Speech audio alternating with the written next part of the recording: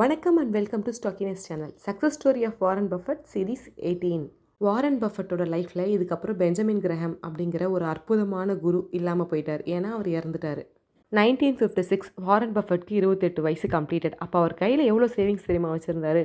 $1,40,000 வச்சுருந்தாராம். அந்த காலத்தில் இந்த டாலரை ஒரு அமெரிக்கா குடிமகன் 3 தலைமுறை சேர்ந்தாதான் இவ்வளோ பெரிய அமௌண்ட்டே சேமிக்க முடியுமா? வாரன் பஃபட் கிட்ட 28 வயசுலேயே தேவைக்கு மிஞ்சிய செல்வம் வாரன் பஃபட் கிட்ட சேர்ந்துருந்துச்சு. இதுவே நம்மளா இருந்தால் என்ன பண்ணுவோம்?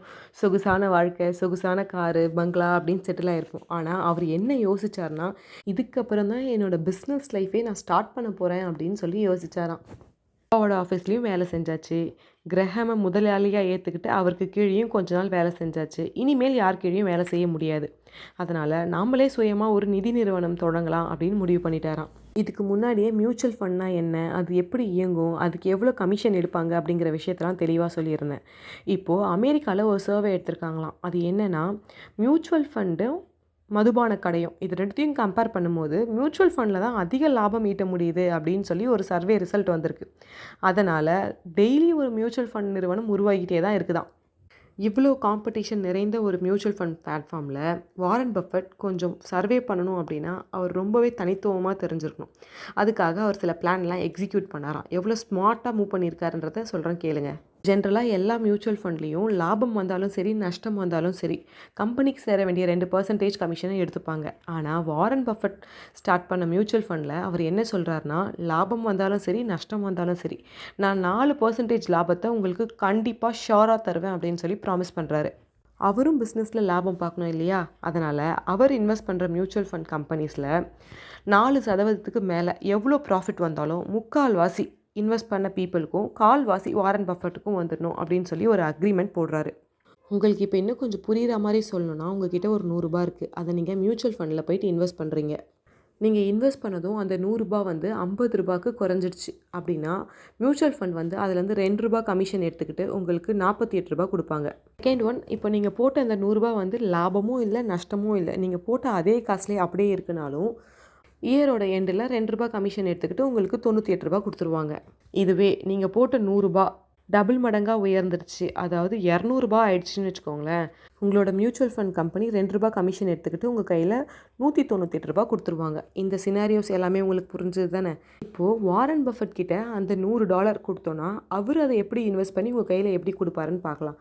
சப்போஸ் ஃபஸ்ட்டுலேயே ஒரு 50% காலி ஆயிடுச்சுன்னு வச்சுக்கோங்களேன், அப்பயும் வாரன் பஃபட் எவ்வளோ தருவார்னா $104 தருவார்.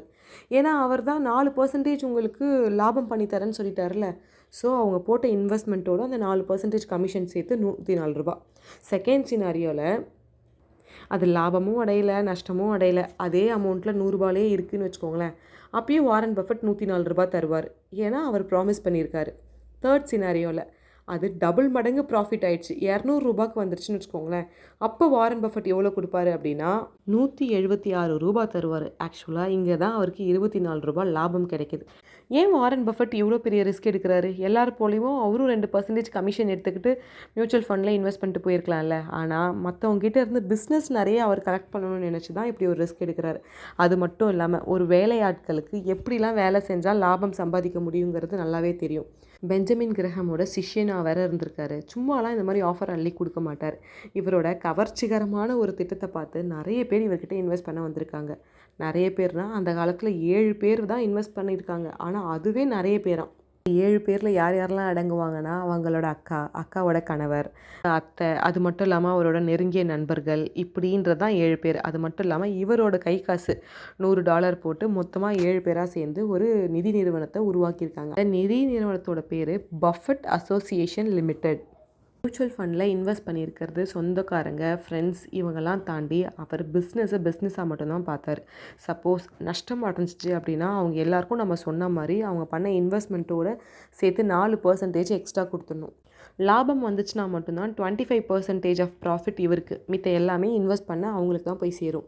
இவ்வளோ பெரிய ரிஸ்க் எடுத்து ஒரு பிஸ்னஸை ஸ்டார்ட் பண்ணியிருக்காரு. இதில் அவர் சக்ஸஸ்ஃபுல் ஆனாரா, ஃபெயிலியர் ஆனாரா அப்படிங்கிறத நெக்ஸ்ட் சீரீஸில் பார்ப்போம். தேங்க்யூ ஃபார் வாட்சிங் ஸ்டாக்கினஸ் சேனல்.